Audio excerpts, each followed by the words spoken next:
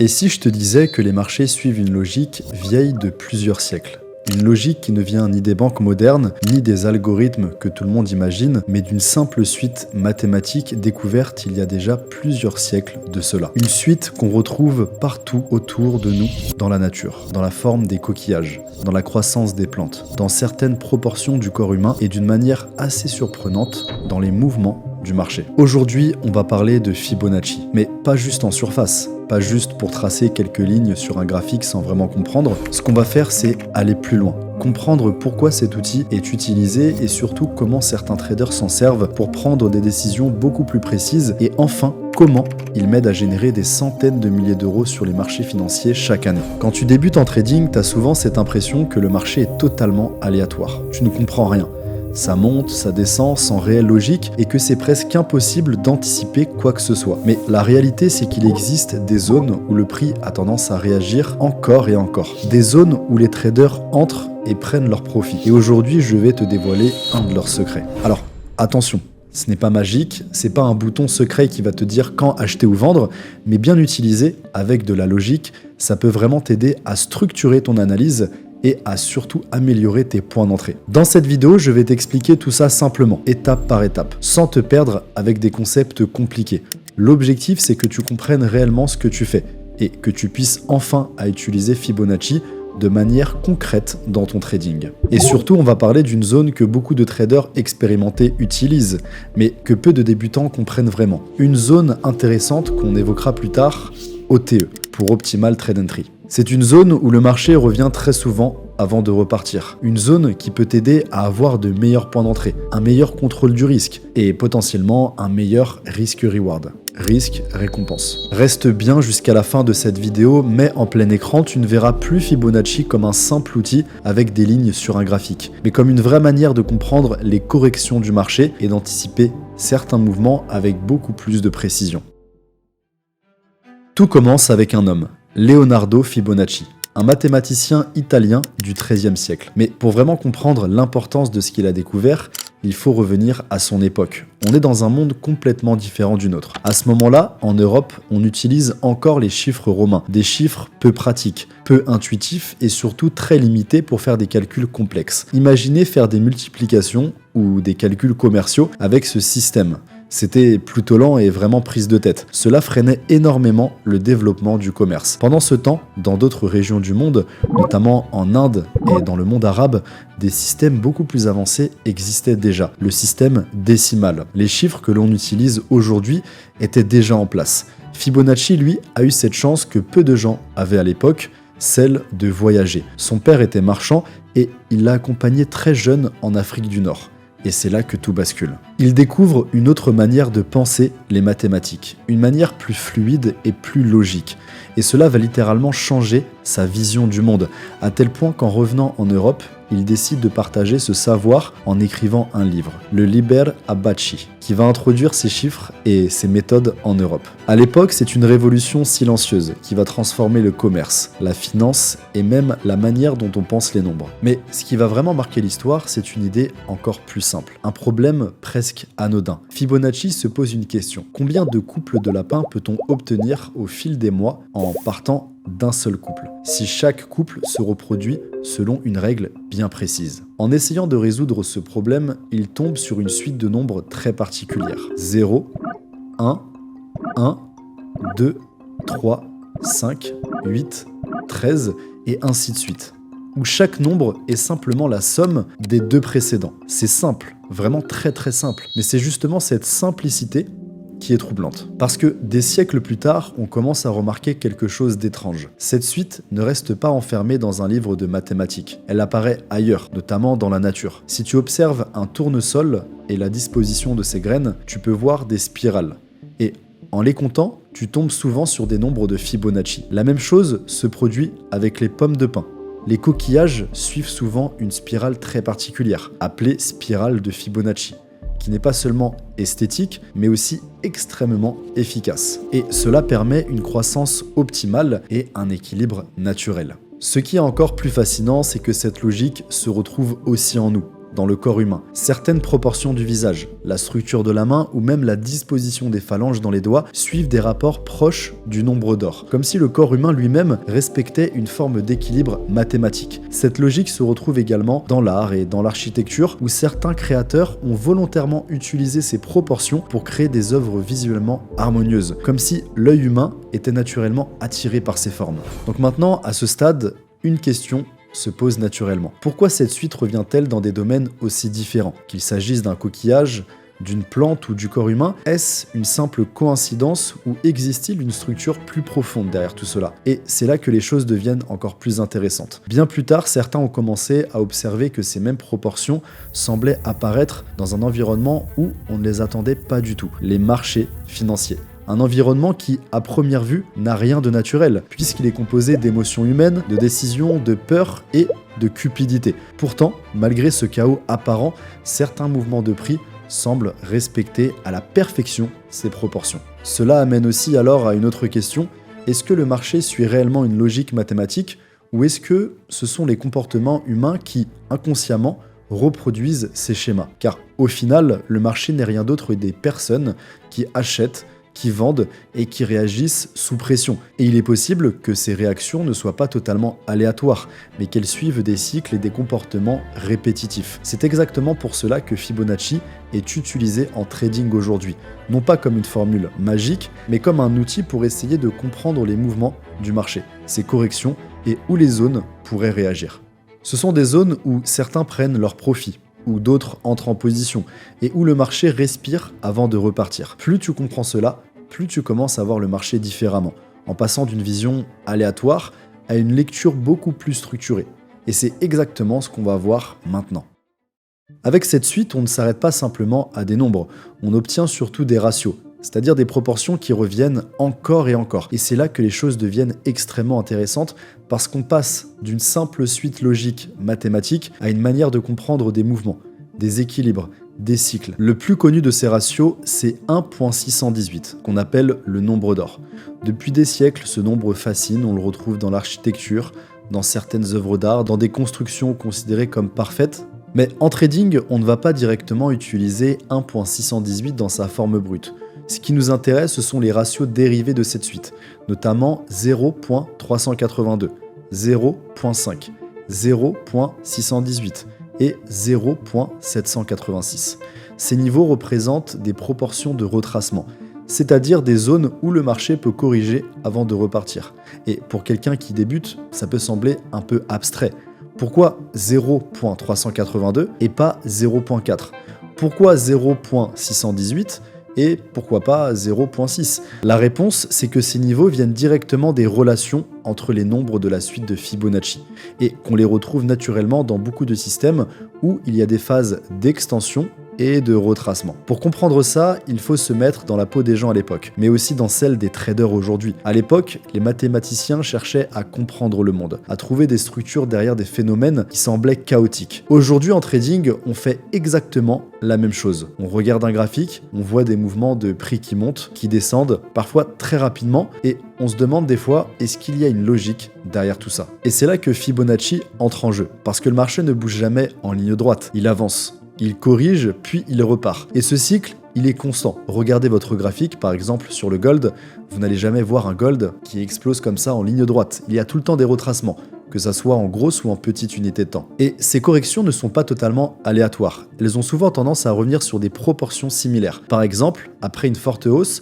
il est rare que le prix revienne exactement à son point de départ. De la même manière, il est rare qu'il ne corrige presque pas. Il y a souvent en fait un équilibre qui se crée quelque part entre ces deux extrêmes. Et c'est exactement en fait ce que représentent les niveaux de Fibonacci. Ce sont des zones où cet équilibre peut se faire. Des zones où certains traders vont commencer à prendre leur profit après une impulsion, ce qui fait ralentir le marché. D'autres vont attendre ces niveaux pour entrer dans le sens de la tendance, parce qu'ils considèrent que le prix est revenu à un bon niveau. Et c'est cette interaction entre acheteurs et vendeurs qui crée des réactions autour de ces zones. Prenons un exemple simple avant d'aller sur les graphiques. Imaginons que le marché monte très fortement. Beaucoup de traders vont acheter pendant cette montée. Et à un moment donné, certains vont décider de sécuriser leurs gains. Ils vont donc vendre. Le prix va commencer à corriger et d'autres traders attendent justement cette correction pour rentrer en achat. Mais ils ne vont pas rentrer n'importe où. Ils vont chercher des zones qu'ils considèrent comme intéressantes. Et c'est là que les niveaux comme 0.5 ou 0.618 deviennent importants. Le niveau 0.5, même s'il ne vient pas directement de Fibonacci, représente une idée très simple. Le marché corrige environ la moitié de son mouvement avant de repartir. C'est une notion que l'on retrouve depuis très longtemps dans l'analyse des marchés. Le niveau 0.618, lui, il est encore plus surveillé. C'est une zone où le marché a souvent tendance à réagir fortement. Certains traders la considèrent comme une zone clé, presque une zone équilibre entre acheteurs et vendeurs. Et puis, il y a des niveaux encore plus profonds comme 0.786, souvent utilisés dans des approches plus avancées comme la zone OTE. Là, on est dans des corrections un peu plus importantes, où le marché va chercher de la liquidité généralement avant de repartir. C'est souvent dans ces zones que les meilleurs points d'entrée peuvent se trouver, parce que beaucoup de participants sont malheureusement piégés ou sortis du marché à ce moment-là. Forcément, il est important de comprendre que ces niveaux ne sont pas des lignes magiques. Le marché ne va pas toucher exactement 0.618 et repartir à chaque fois. Ce sont des zones, pas des points précis. Des zones où le prix peut ralentir, hésiter, voire se retourner, et c'est pour ça qu'on parle de probabilité, pas de certitude, et on va l'utiliser avec les concepts que j'utilise. Maintenant que vous en savez un peu plus sur Fibonacci, allons sur les graphiques. Commençons maintenant par la base, comment tracer le retracement de Fibonacci et quels paramètres avoir. Donc ça se passe directement sur TradingView, le logiciel pour analyser l'actif que tu souhaites trader, et tu vas juste ici, d'accord? Donc ici, tu as le retracement de Fibonacci, donc tous les outils ne vont pas forcément nous intéresser. D'ailleurs, on retrouve même la spirale de Fibonacci, je vous en parlais tout à l'heure. Donc, vous prenez le retracement de Fibonacci, donc vous, forcément, vous n'allez pas avoir les mêmes paramètres que moi, d'accord? Donc vous double-cliquez dessus, et vous mettez les mêmes paramètres. Enlevez les couleurs, d'accord, enlevez tout, désélectionnez tout, vous pouvez même enlever ça, mettez en noir, d'accord, comme ça vous n'avez aucune couleur et c'est généralement plus intéressant. Donc voilà, une fois que c'est bon, vous avez mis ces paramètres-là, voilà, c'est très bien. Maintenant, on va en mettre un deuxième. Vous allez faire ça, pareil, double-clic, et vous allez enlever cette zone. Vous allez laisser uniquement le 0.5, le 0 et le 1. Pour enregistrer ces paramètres, c'est très simple. Vous cliquez ici dans votre espace de travail, vous sauvegardez le modèle de dessin et vous mettez Discount Premium ou DP, peu importe, vous faites ce que vous voulez, ou 50%. Vous faites sauvegarder. Pareil pour ici, vous cliquez dessus, espace de travail, sauvegardez le modèle de dessin et vous mettez OTE. Comme ça, c'est votre paramètre pour lorsqu'il y a une extension de prix pour vraiment repérer l'OTE. Donc maintenant, comment tracer le retracement de Fibonacci, d'accord, une fois que vous avez ces paramètres. Donc déjà, lorsque nous avons un marché haussier, il est important de voir une énorme impulsion haussière. D'accord, une impulsion vraiment très visible, sans forcément de gros retracements. D'accord. Donc lorsque nous avons un marché haussier, généralement, quoi qu'il arrive, il n'évolue pas en tendance comme ça. D'accord. On a forcément des hauts, des bas, des hauts, des bas, des hauts, des bas, etc.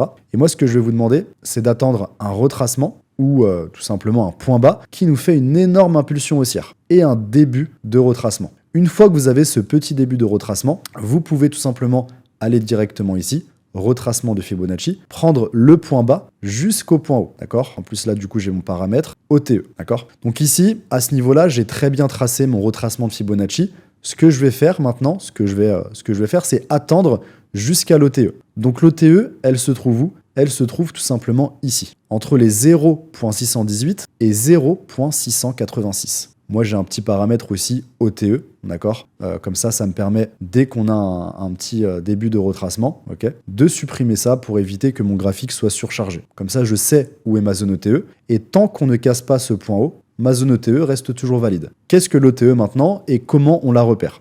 Alors, ici, entre les 0.618 et 0.786, qu'est-ce que c'est en fait? C'est tout simplement le pourcentage du retracement de cette extension de prix-là, d'accord? Donc entre ce point bas et ce point haut, on a 100% et 0%, d'accord? Et en fait, c'est tout simplement 61,8% et 78,6% qui se trouvent ici. Et je vais m'attendre à une correction dans cette zone pour une explosion et casser ce point haut, d'accord? Donc même si tu as une très belle réaction ici, en tous les cas, c'est bénéf. Alors forcément, on peut avoir une réaction ici, on peut avoir une réaction ici, une réaction même un peu plus basse, c'est pas précis à 100%. Comme je vous l'ai dit, c'est un outil et c'est une confluence en plus pour pourquoi pas rentrer avec d'autres concepts que je vous partage sur cette chaîne, notamment les order blocks, les fair value gap, etc., etc. Mais ça, c'est pas le sujet de la vidéo. Donc ça, c'est lorsqu'on est haussier sur le marché. Lorsqu'on est baissier, c'est à peu près la même chose, sauf que c'est l'inverse. On va attendre une extension de prix baissière, d'accord, un début de retracement, et on le prend du point haut vers le point bas. Ok. Alors attention, des fois on a des débuts de retracement et on connaît le marché, des fois ça repart vers le bas. Tant qu'on n'a pas de retracement considérable, d'accord, vous pouvez tout de même reprendre du coup le point bas ici et le mettre ici, d'accord. Donc forcément, des fois on va avoir, ça dépend de l'unité de temps en fait dans laquelle vous regardez le marché.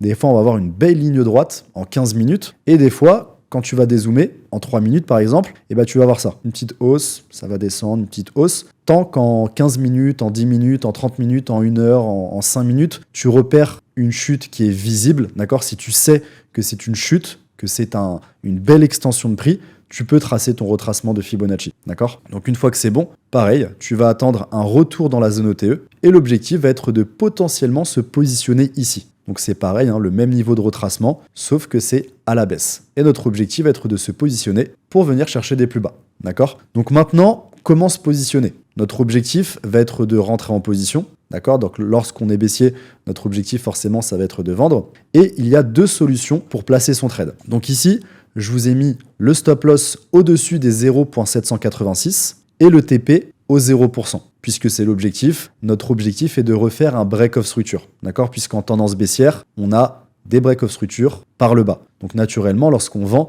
notre objectif est que la structure continue. Maintenant, il y a 2 solutions pour mettre le stop loss, parce que le TP, généralement, tu vises un break of structure, après tu peux viser d'autres points bas, ok? Ça, c'est les objectifs. Maintenant, il y a 2 solutions. Tu peux aussi mettre ton stop loss au-dessus des 1. Alors forcément, des fois, l'OTE va faire 50 pips, des fois, l'OTE va faire 200 pips. Donc ça va dépendre de l'exécution, ça va dépendre de ta stratégie. Pour plus de sécurité, je vous conseille vraiment de mettre votre stop loss au-dessus des 1. Pourquoi? Parce que généralement, à partir de ce point haut, on crée en fait un order block généralement. Donc ça, c'est dans la stratégie que j'utilise. Et en fait, pour plus de sécurité, je mets simplement mon stop loss au-dessus de l'order block. Mais naturellement, je le mets au-dessus du point haut, d'accord, de l'extension de prix. Donc, pour maintenant rentrer en position, il y a des confirmations à avoir. Soit vous rentrez simplement au 50%, et c'est pour ça que je vous ai dit de mettre ce paramètre, d'accord. Vous prenez le retracement de Fibonacci, et dans l'OTE, vous faites ça, ok. Bon, c'est la zone discount and premium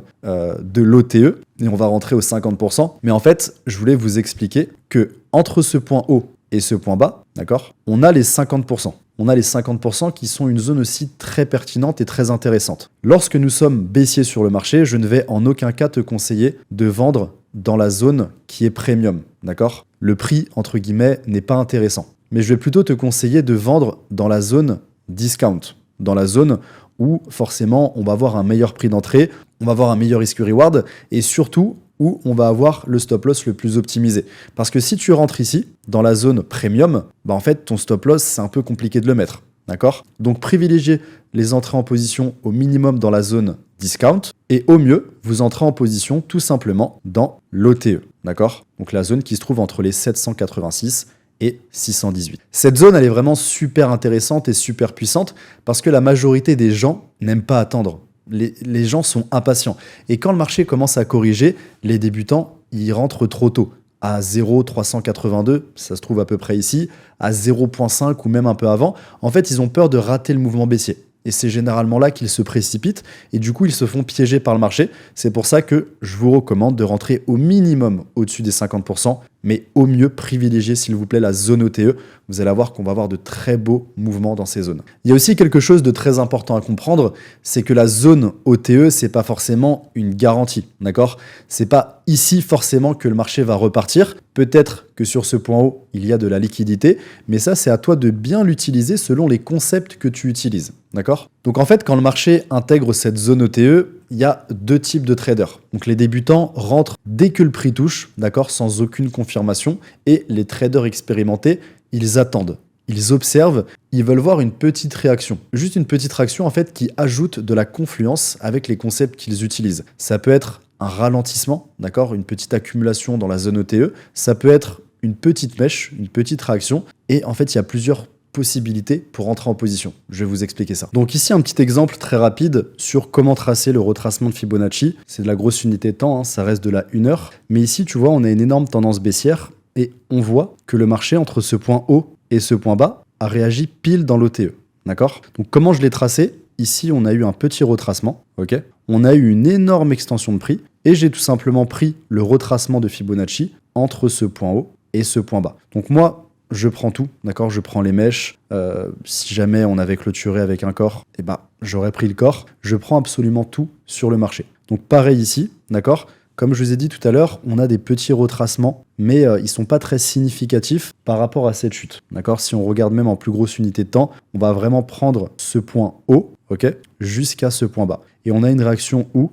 On a une réaction pile dans l'OTE. Alors, ce concept fonctionne aussi en petite unité de temps, et je vais vous le montrer sur un exemple très concret, et je vais vous montrer comment on peut prendre un trade littéralement avec l'OTE, avec le retracement de Fibonacci. Donc il faut bien comprendre qu'un bon retracement de Fibonacci, un bon Fibonacci bien tracé, commence toujours par une bonne impulsion. Si ton impulsion est bancale, bah malheureusement ton analyse sera bancale. Si ton impulsion elle est vraiment très claire, d'accord, comme ici, eh bah tu as un peu plus de probabilité, tu auras un peu plus de chance d'avoir une très belle analyse. Tu vois ici, je pourrais potentiellement tracer mon retracement de Fibonacci entre ce point bas et ce point haut, mais on voit qu'on n'a pas une énorme impulsion haussière. En plus, c'est de la très petite unité de temps, donc c'est très important d'attendre une énorme impulsion haussière. Donc maintenant, je peux regarder en 3 minutes, je vais toujours voir l'impulsion. Je peux regarder en 5 minutes, je vais toujours, dans tous les cas, voir l'impulsion. Donc ce que je vais faire, c'est que je vais prendre le point bas et le point haut, et maintenant, je vais voir comment le marché réagit. Il peut encore monter, il peut encore descendre,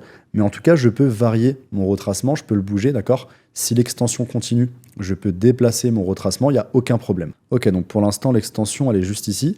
Et là, vous voyez, on commence à avoir un retracement. Ce que je fais généralement ici, c'est que je me prépare déjà à potentiellement rentrer en position. Vous le savez, je suis tous les jours en live. La stratégie, ce retracement de Fibonacci, je le trace littéralement tout le temps lorsque je prends une position. Donc ici, on a une belle OTE, d'accord? Une OTE, on ne la prend pas toute seule. D'accord, c'est une confluence pour rentrer en position qui est très très puissante, d'accord, puisque ma stratégie, la base de ma stratégie, c'est de rentrer sur des retracements. Donc le retracement de l'impulsion. Et en l'occurrence ici, on a quoi? On a un très bel order block, ok? La dernière bougie baissière ici, avant le run haussier, avant l'explosion.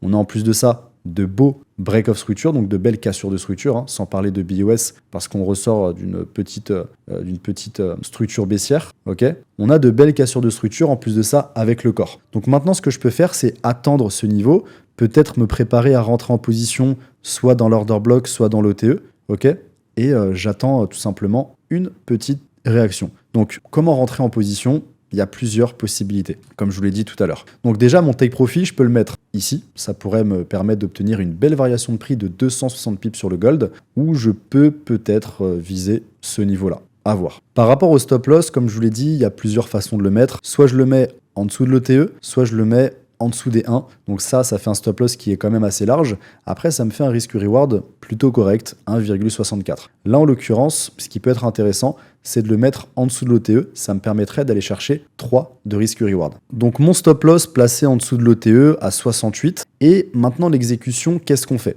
Est-ce qu'on rentre sur l'order block? Est-ce qu'on rentre sur l'OTE? On va regarder en plusieurs unités de temps pour voir si on voit mon order block différemment. Donc déjà ici, en fait, on est dans l'order block, d'accord? Donc ce qui peut être intéressant, c'est d'attendre cette dernière bougie, ici, rentrer en 5 minutes, avec un stop loss juste en dessous de la zone OTE. Donc bien sûr, ça reste des probabilités. On peut aller chercher des plus bas, on peut directement avoir une impulsion très rapide. Ça dépend en fait du mouvement du marché, ça dépend de ce qu'il se passe. Mais en tout cas, privilégiez toujours cette zone pour rentrer en position. Ok, donc là, vous avez vu, on a eu une petite réaction dans l'order block tout pile. Donc ce que je peux faire, c'est directement prendre un achat, ok? Et pareil, je mets mon stop loss en dessous de l'OTE et je mets mon TP juste ici. Donc là, je risque 763 $ pour gagner 2700 $, ce qui est très correct, d'accord? Donc là, en termes de confirmation, j'ai ma petite impulsion haussière, ok? J'ai ma petite impulsion haussière sur la zone.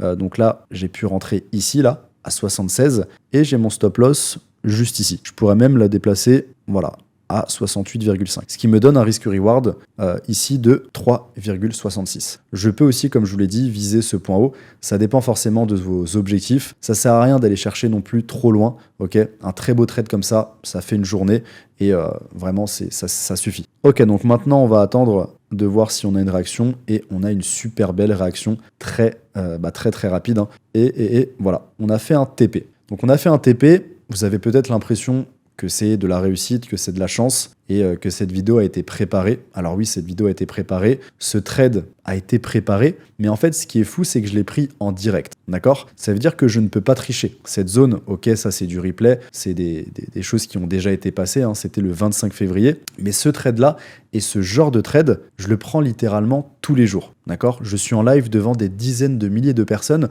tous les jours. Et si tu regardes bien mon groupe privé, où nous sommes 6500, j'ai envoyé ce trade entre les 77,5 et les 74,5. Pile dans la zone où je vous ai dit de rentrer en position, d'accord? Donc en plus de ça, on avait un order block M10, hein, comme je vous l'ai dit. Donc en fait, je suis rentré tout simplement légèrement avant l'OTE, d'accord? En dessous des 0,50%.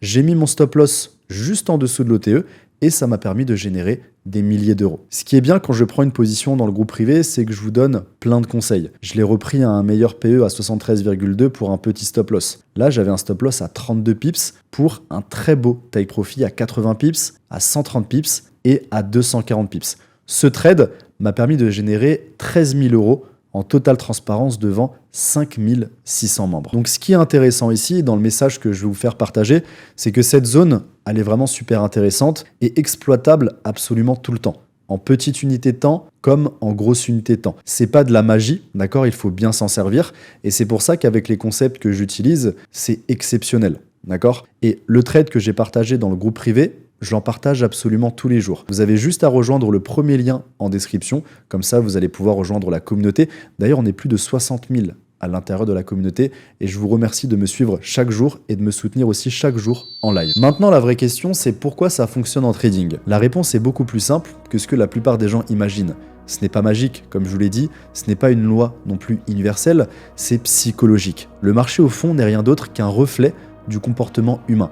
Derrière chaque bougie, chaque mouvement, chaque impulsion, il y a des décisions prises par des personnes avec leurs émotions, leurs peurs, leurs attentes et leurs biais. Quand le prix monte fortement, ce n'est pas juste une ligne qui monte. Ce sont des milliers de traders qui achètent simultanément, qui voient une opportunité. Et forcément, ça crée une pression vendeuse. Le marché commence à corriger, mais en même temps, d'autres traders observent cette correction et se disent que le prix revient à des niveaux intéressants pour entrer, comme dans l'exemple que je vous ai partagé. Au final, ce qu'il faut vraiment comprendre, c'est que Fibonacci fonctionne parce qu'il s'inscrit dans une logique humaine. Et plus un outil est utilisé, plus il devient pertinent, parce qu'il influence directement le comportement des humains, des traders. Et c'est pour ça qu'il est encore utilisé aujourd'hui, malgré l'évolution des marchés, malgré les algorithmes et les nouvelles technologies, parce qu'au cœur du marché, il y a toujours la même chose, des humains qui prennent des décisions. Et il y a une phrase que tu dois vraiment retenir parce qu'elle change complètement la manière de voir les choses. Le marché ne suit pas Fibonacci, c'est les gens qui suivent Fibonacci.